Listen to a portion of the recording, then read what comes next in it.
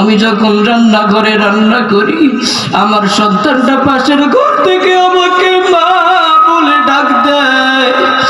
আমি মা, আমার সন্তানের মা ডাকটা প্রথমবার শোনার পরে তার জবাব দেই না।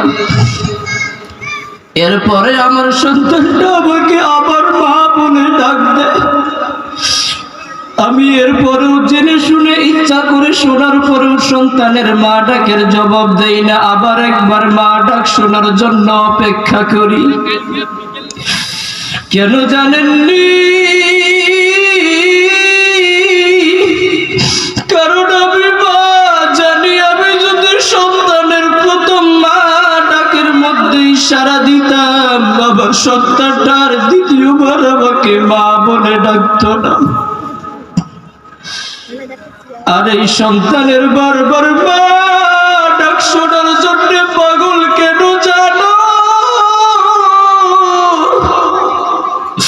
কারণ এই সন্তানটাকে 10 মাস 10 দিন পেটে ধরেছি, পেটে লাথি দিয়েছে, গুঁতা মেরেছি, কিছু বলি নাই, কষ্ট নেই নাই। সন্তানটারে বুকের দুধ খাওয়ায়া ছোট থেকে খায়া না খায়া বড় করলাম। ওই সন্তান যখন একবার আমাকে মা বলে ডাক দেয়, আমি মায়ের কলিজা ঠান্ডা হইয়া যায়।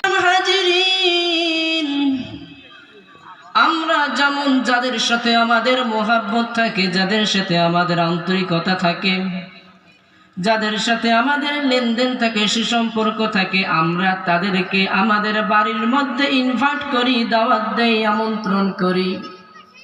কিন্তু যার সঙ্গে আমাদের মোহাব্বত নেই, যার সঙ্গে আমাদের আন্তরিকতা নেই, যার সঙ্গে আমাদের সুসম্পর্ক নেই, তাকে কেউ নিজের বাড়িতে দাওয়াত দেয় না, আমন্ত্রণ করে না, ইনভাইট করে না।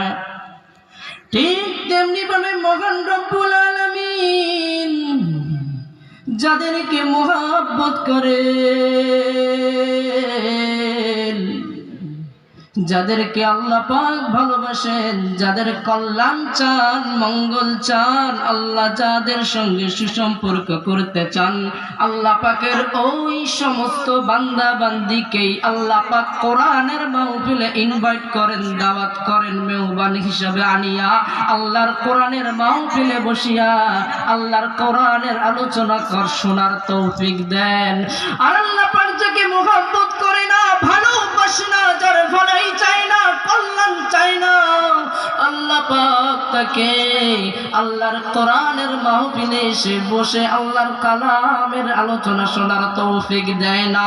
এজন্য আল্লাহ রাব্বুল আলামিন আমাদেরকে আল্লাহর এই কোরআনের মজলিসে নিয়ে এসেছেন।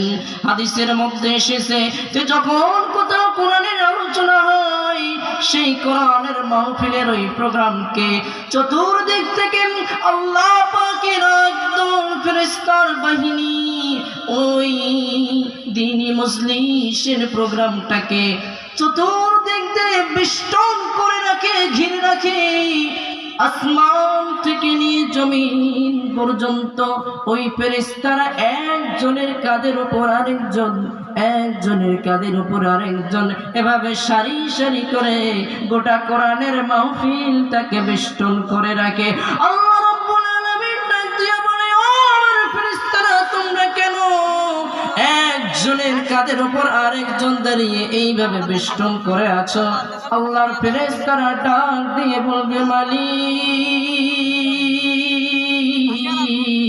আপনার বান্দারা এই শীতের রাতে ঠান্ডার মধ্যে আপনার কিছু বান্দা কোরআনের আলোচনা শোনার জন্য এখানে একত্রিত হয়েছে। ইয়া রাব্বুল আলামিন, ইয়া রব্বে কারীম, আপনার এই বান্দাদের এই কোরআনের মজলিসটাকে, এই কোরআনের মাহফিলটাকে এজন্য আমরা ফেরেশতারা সারিবদ্ধ হয়ে বেষ্টন করে রেখেছি। আমার আল্লাহ বলবে, ও আমার ফেরেশতারা, আমার এই বান্দারা আমি মালিকের কোরআনের আলোচনা শোনার জন্য এত কষ্ট করে ঠান্ডার মধ্যে এই মজলিসের মধ্যে বসে আছে কেন? আমার এই বান্দারা এই কোরআনের মজলিসে এই শীতের রাতে ঠান্ডায় কেন বসে আছে?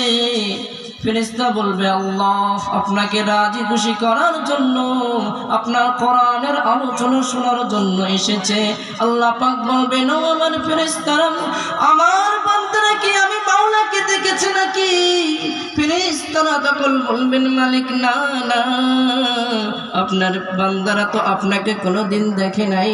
তখন আল্লাহ রাব্বুল আলামিন বলবেন আমার বান্দারা আমাকে দেখে নাই, এরপরও আমার উপর ঈমান এনেছে, আমার কোরআনকে বিশ্বাস করে কোরআনের মাহফিল শুনতে এসেছে। ও আমার ফেরেশতারা, আমার বান্দারা কি চায়? আল্লাহ রাব্বুল আলামিনের ফেরেশতারা মাওলাকে বলবে মালিক আপনার বান্দারা জান্নাত চায় আর জাহান্নাম থেকে বাঁচতে চায়।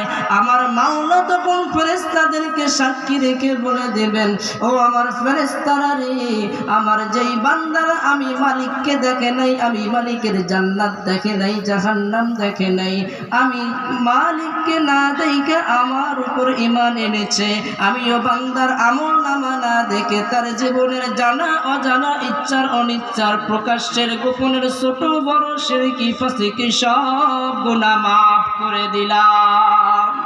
সুবহানাল্লাহ। প্রিয় তৌহিদি জনতা, এক মা আমাকে অনুরোধ করেছিল যে আমার সন্তানটা একদম অবাধ্য সন্তান, হুজুর একটু মা বাবার সঙ্গে সন্তানদের কি রকম ব্যবহার করা দরকার এই সম্পর্কে একটু সংক্ষিপ্ত আলোচনা করবেন। ওই মায়ের অনুরোধ রাখার জন্য সব বাজানদের পায়ে হাত রেখে বলি রে বাজান,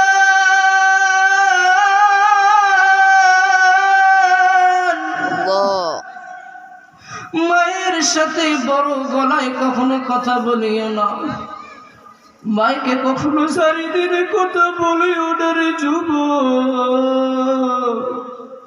মা কত বড় ধন, যাদের মা নাই, ছোটবেলায় যারা মাকে হারিয়েছে তার কাছে জিজ্ঞাসা করে দেয়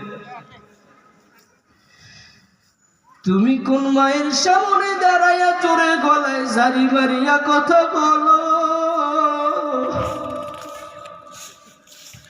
ওই মা একটা সন্তানকে কেমন মোহব্বত করে জানো রে বাবা। ছোট্ট একটা ঘটনা বলে শেষ করিয়ে দেই। একদিন হঠাৎ করে মাঝরাতের মধ্যে বিবি কান্না করতেছে, স্বামী ডাক দিয়া বলতেছে বিবি কেন তুমি এই রাতের মধ্যে কান্না করো? এইবার বিবি কাঁদতে কাঁদতে বলতেছে যে সন্তানটারে একটু উল্টা পাল্টা করার জন্য শাসন করার কারণে আজকে 7 দিন যাবত আমার সন্তানটা আমাকে মা বলে ডাকে না। স্বামী গো, আপনি জানেননি আমি যখন রান্নাঘরে রান্না করি আমার সন্তানটা পাশের ঘর থেকে আমাকে মা বলে ডাক দেয়। আমি মা আমার সন্তানের মা ডাকটা প্রথমবার শোনার পরে তার জবাব দেই না, এরপরে আমার সন্তানটা আমাকে আবার মা বলে ডাক দেয়। আমি এরপরেও জেনে শুনে ইচ্ছা করে শোনার পরেও সন্তানের মা ডাকের জবাব দেই না, আবার একবার মা ডাক শোনার জন্য অপেক্ষা করি। কেন জানেননি? কারণ আমি মা জানি আমি যদি সন্তানের প্রথম মা ডাকের মধ্যে ইশারা দিতাম বাবা সন্তানটার দ্বিতীয়বার আমাকে মা বলে ডাকতো না। আর এই সন্তানের বারবার মা ডাক শোনার জন্য পাগল কেন জানো? কারণ এই সন্তানটাকে 10 মাস 10 দিন পেটে ধরেছি, পেটে লাথি দিয়েছে, গুঁতো মেরেছি, কিছু বলি নাই, কষ্ট নেই নাই। সন্তানটারে বুকের দুধ খাওয়ায়া ছোট থেকে খায়া না খায়া বড় করলাম। ওই সন্তান যখন একবার আমাকে মা বলে ডাক দেয় আমি মায়ের কলিজা ঠান্ডা হইয়া যায়।